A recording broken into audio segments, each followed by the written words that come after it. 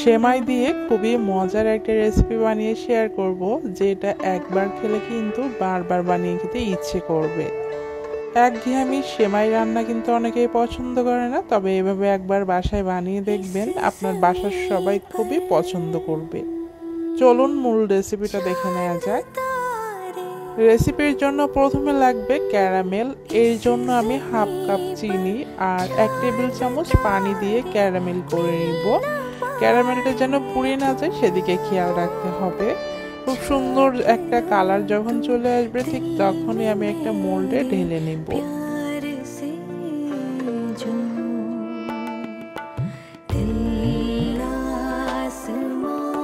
এখানে আমি একটা কেকের পাত্র নিয়েছি। এখন গরম অবস্থায় কিন্তু ক্যারামেলটা কেকের পাত্রে ঢেলে নিতে হবে, নিয়ে ঠান্ডা করতে রেখে দিব। অন্য একটা পাতিলে 1 টেবিল চামচ ঘি দিয়ে দিচ্ছি, আর সেই সাথে হাফ কাপ পরিমাণ ভেঙে নেওয়া সেমাই দিয়ে দিচ্ছি।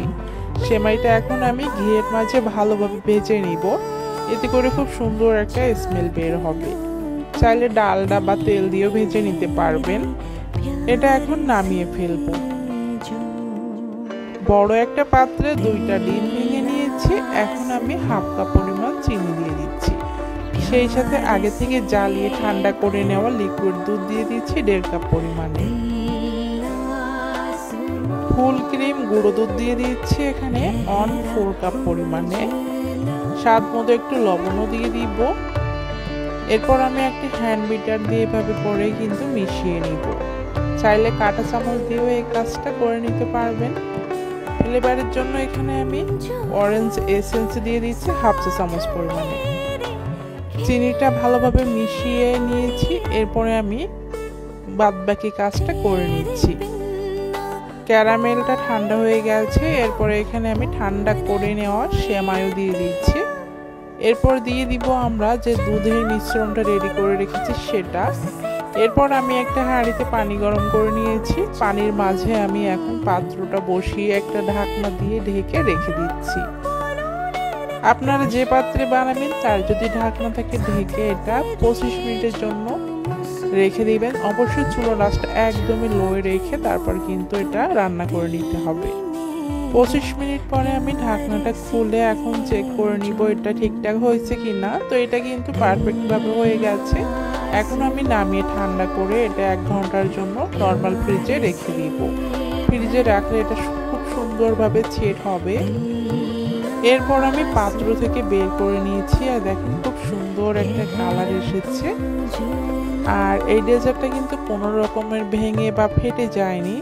এভাবে করে সেমাই দিয়ে ডেজার্ট বানিয়ে দেখবেন, খুবই মজা লাগবে আর সবাই কিন্তু খুবই পছন্দ করবে। দেখতে যতটা আকর্ষণীয়, খেতে কিন্তু তার থেকে বেশি টেস্টি। যে কোনো অকেশন বা অনুষ্ঠানে কিন্তু এ ধরনের ডেজার্ট রাখতে পারবেন, অতিথিরাও পছন্দ করবে। আজকের রেসিপিটা যদি ভালো লেগে থাকে অবশ্যই শেয়ার করবেন এবং কমেন্টে আপনাদের মতামত লিখে জানাবেন। আমার এই রেসিপিটা আজকে কোথা থেকে দেখছেন অবশ্যই কিন্তু আমাকে জানাবেন।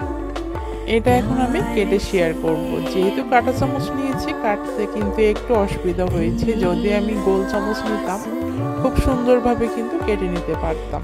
তো কাটার অংশটা আপনারা দেখে বুঝতে পারবেন। এটা খেতে কিন্তু খুবই মজা লেগেছিল। বাচ্চারা বিশেষ করে খুবই পছন্দ করবে। সবাই ভালো থাকবেন। আল্লাহ।